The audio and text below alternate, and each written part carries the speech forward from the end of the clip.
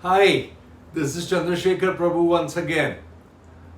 With the financial institutions agreeing to fund self redevelopment schemes, several societies have had meetings with various financial institutions and they are doing very well. However, I need to talk to you about the details with these financial institutions because you need to understand. Earlier, it was one bank lending to everybody at a given rate of interest. Now, it is different types of financial institutions trying to fund different type of self redevelopment programs. So the issues faced will be different and we need to discuss it. The society should understand how the financial institutions work. If it is a combination of housing loans, the normal housing finance loans which we give, which is home loans, which are available at around 7% interest, then the overall amount required for payment of interest becomes very limited. However, if we go to a NBFC, then the NBFC decides the interest on the basis of the risk involved. So the money that is to be paid upfront before the entire scheme starts or before all the approvals start may come in at a slightly higher interest, and then the remaining amount will come at a lower interest.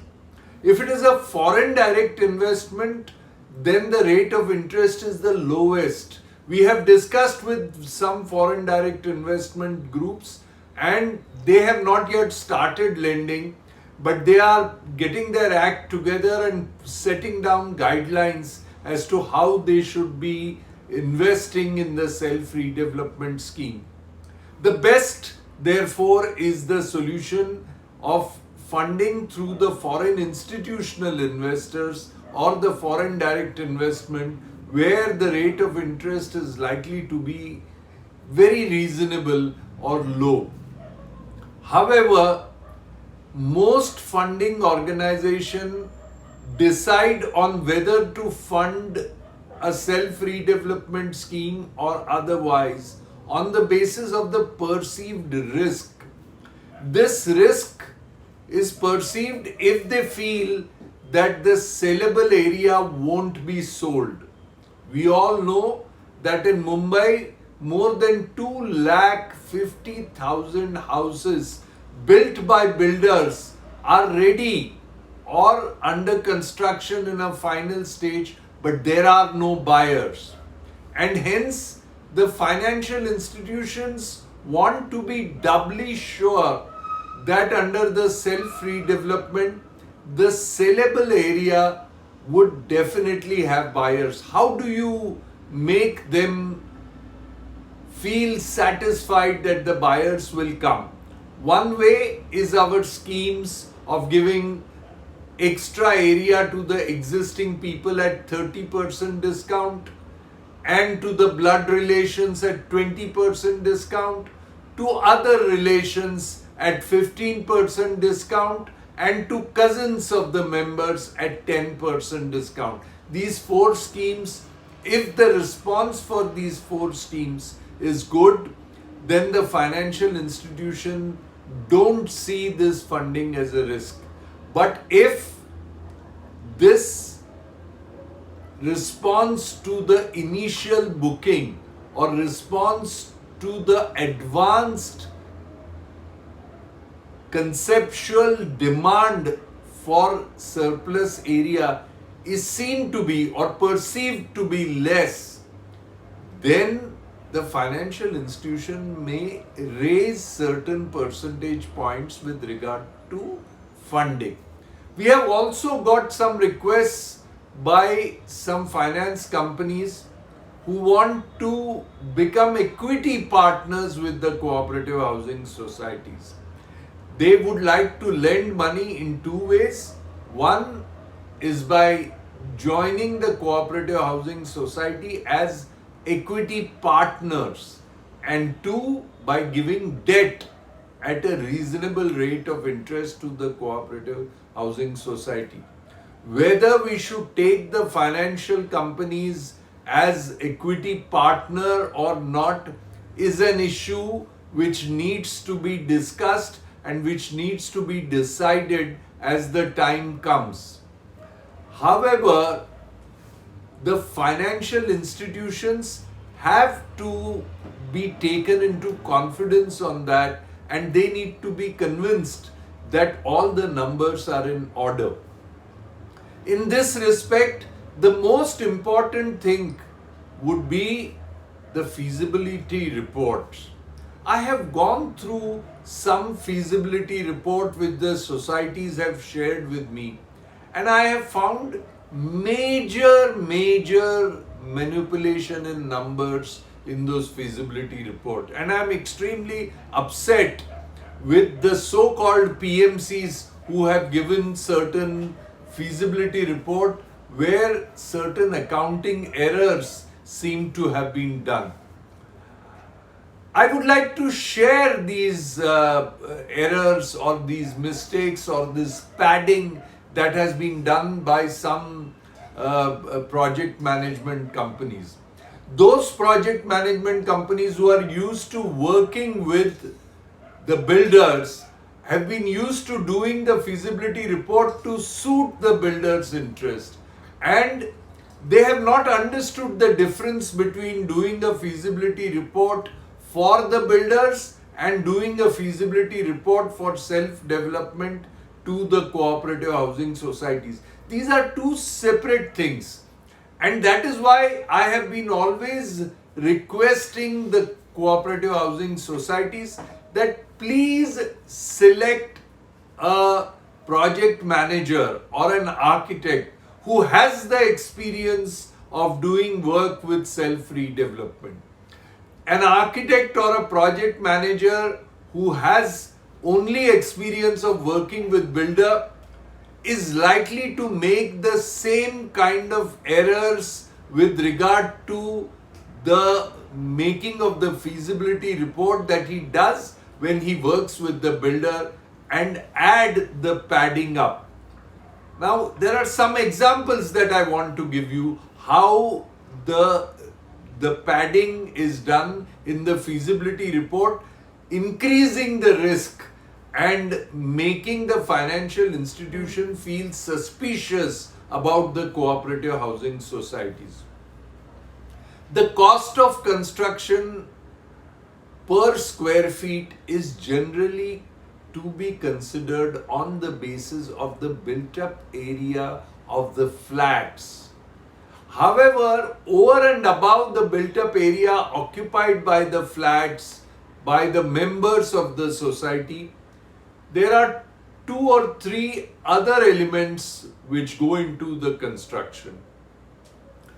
The carpet area that is built for the members of the society can be charged at the rate of 30,000 rupees per square meter or 2,750 rupees per square feet at construction cost. At best, it can go up to 3,000 rupees per construction cost.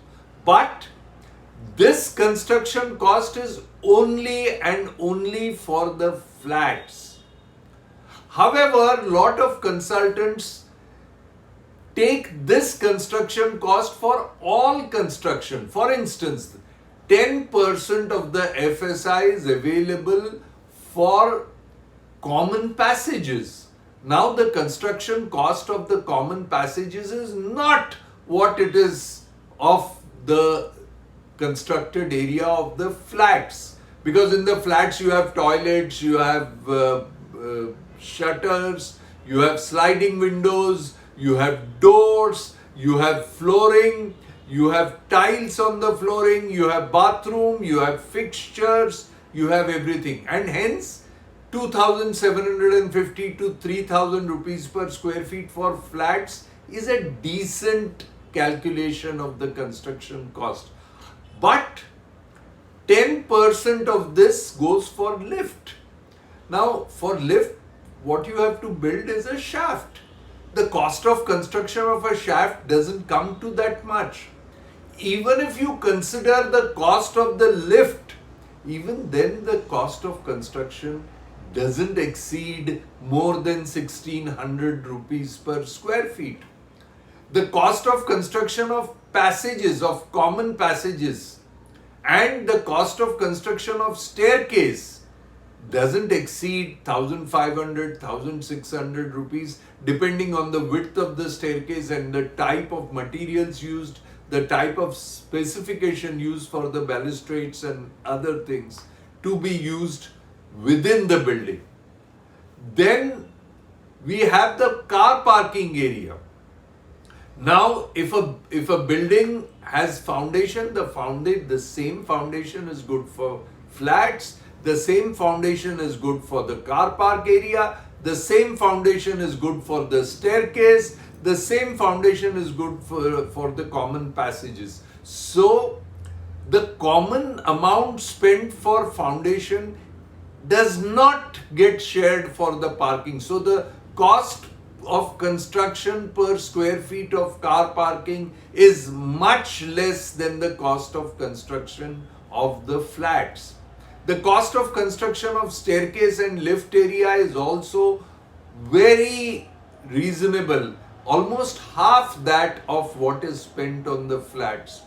The cost of common passages also is not as much as the cost of construction of the flat. However, in the feasibility report, some PMCs calculate all these things.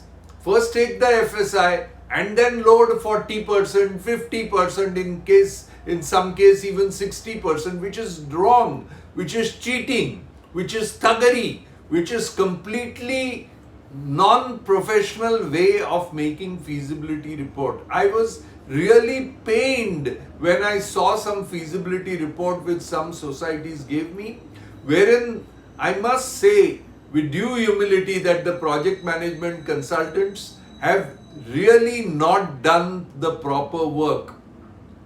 And there are project management consultants who have given this wrong report and yet charged the cooperative housing societies heavy amounts.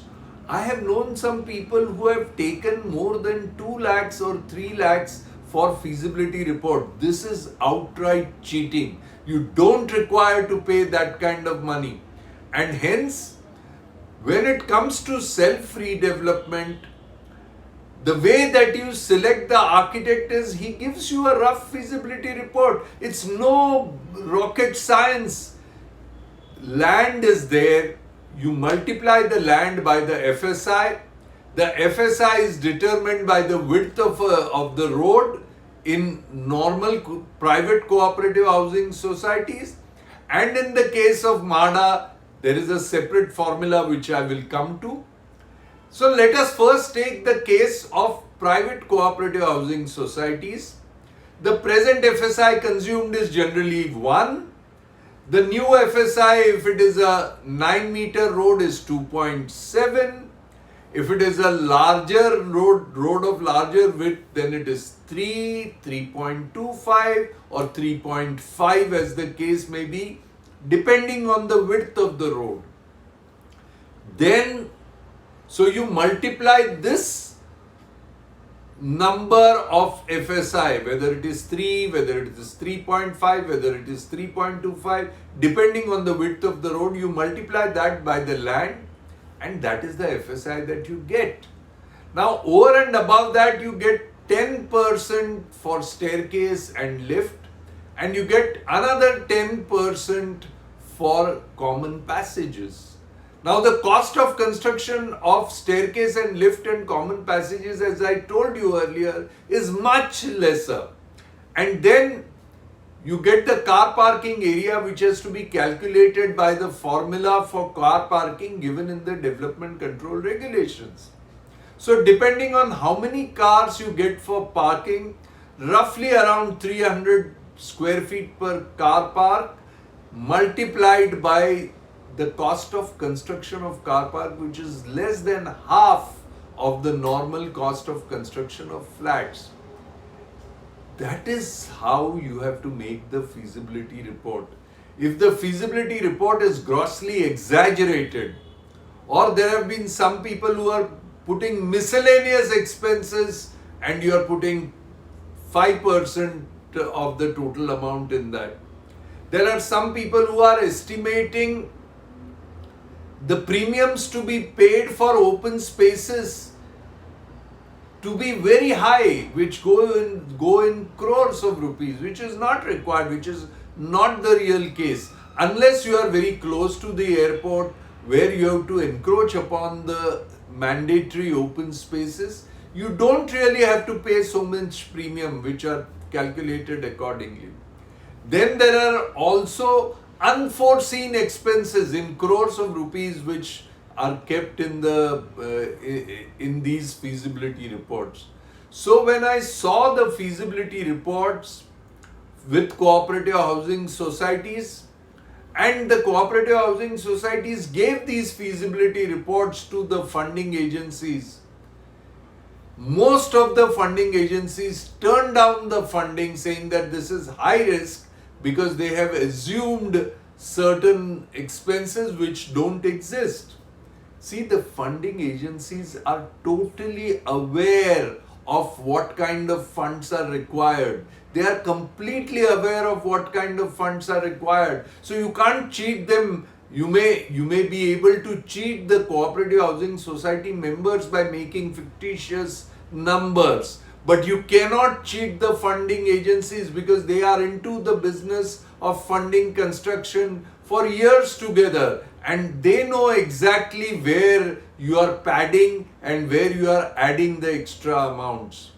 So these also, some of the consultants shamelessly charge 10% of the turnover, the total revenue amount.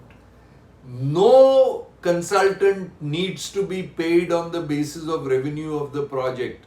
The consultants have to be paid on the basis of the construction cost, because consultant consults the cooperative society for the construction of the building, and hence he has to be paid on the construction cost. The structural engineer, for instance, has to be paid on the basis of a percentage of what the cost of structural members is. That means foundation, plinth, columns, beams, slabs, staircases, terrace. That's it. That's the superstructure. The cost of the superstructure, which is designed by the structural consultant, his percentage will be decided on that cost and not the full cost of construction.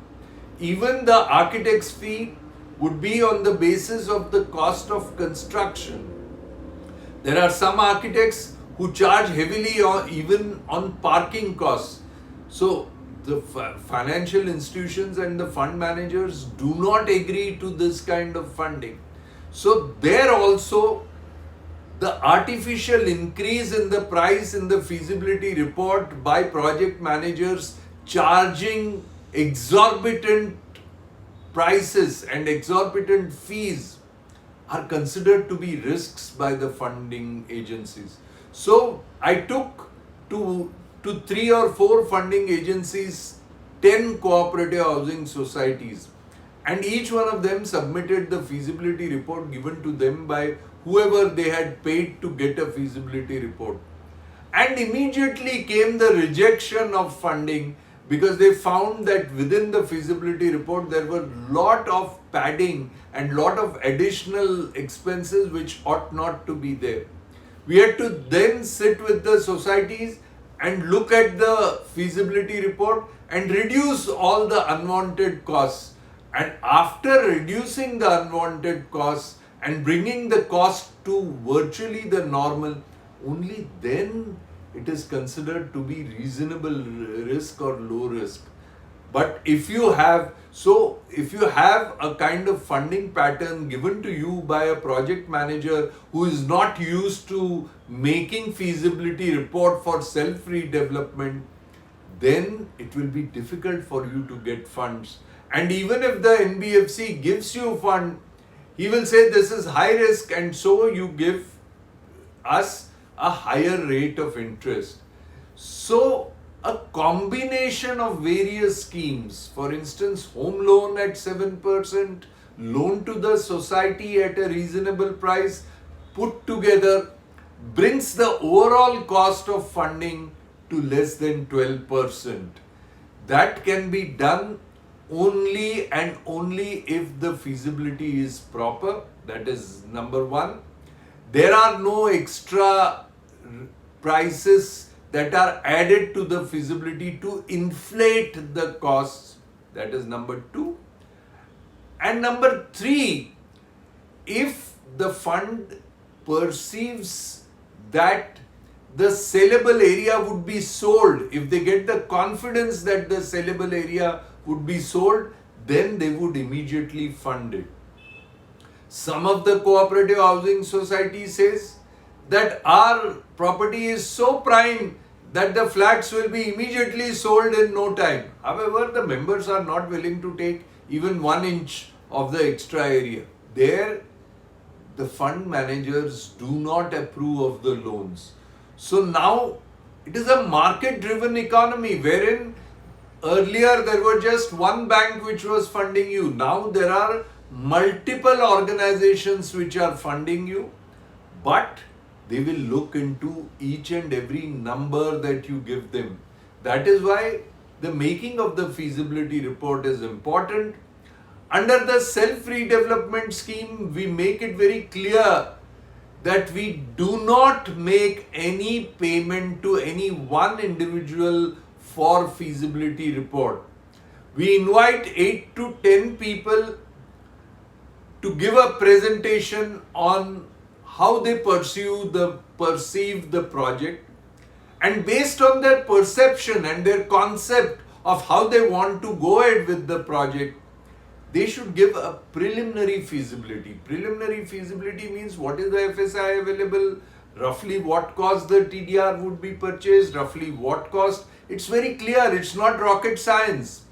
The price at which the government gives you TDR has been fixed at the 35% of the ready reckoner value. Now the government has further reduced it by 50%. 50%. That means you only have to take 17.5% of the ready reckoner value. So the price at which you get your FSI or your TDR has reduced considerably, which lot of feasibility reports don't look at. And the cooperative housing society members really are not technical people, and they trust some PMC to give them the feasibility report. And if the PMC has unnecessarily inflated the prices, then the funding agencies will either not fund or say that it is high risk and they will charge you a high rate of interest, high percentage of interest. And that is why it has become absolutely important that the feasibility report needs to be realistic. In most cases, we have had to revise the feasibility report and change the feasibility report. I had to sit together with the societies and change the feasibility reports. And definitely that is a lot of extra work for me. I do this work without charging the society anything. The project management consultants may have reasons to be upset, but if they have inflated the prices, they have inflated the costs, then there is no way in which the funding will come. And hence, the cooperative housing societies must again relook at all their numbers. We are there to help you, we are there to support you in this endeavor, but please ensure that you make realistic numbers before you ask for funding, because otherwise you are not likely to get the fund. Or if your project is seen as high risk, then also your rate of interest is likely to be more. So the safest way of doing things is, if the members buy sufficient extra area, if their relatives buy sufficient extra area, and if the members' friends, the members themselves campaign and canvass for sale of extra area and convince the funding agencies that the sale is possible. If that is done, then we really don't have to go in for underwriting. So I request all cooperative housing societies to share their feasibility reports with us. Let us take a review of all these feasibility reports and let us make it realistic so that when we go to the funding agency. Now one thing is very clear, that funds are available and they are available in abundance, and the NBFCs and housing finance companies and nationalized banks are willing to fund it. They only require a very, very clear understanding that their funds which they invest in the project will come back, and that the risk is very minimum. So let us once again apply ourselves. I request all the cooperative housing societies. I've been holding Zoom meetings and Google meetings every day of 6 societies, 7 societies, somewhere 10 or 12 societies. I'm willing to give you time. Let us submit to the funding agencies a proper feasibility report of self-redevelopment, and the old habits that were there while making the feasibility report for the builders should not be carried forward. And if we give a realistic and true report, then funding is no issue. Lot of societies have got new fund managers and they are dealing with them. They are now going to sign agreement for funding, and we are making good progress.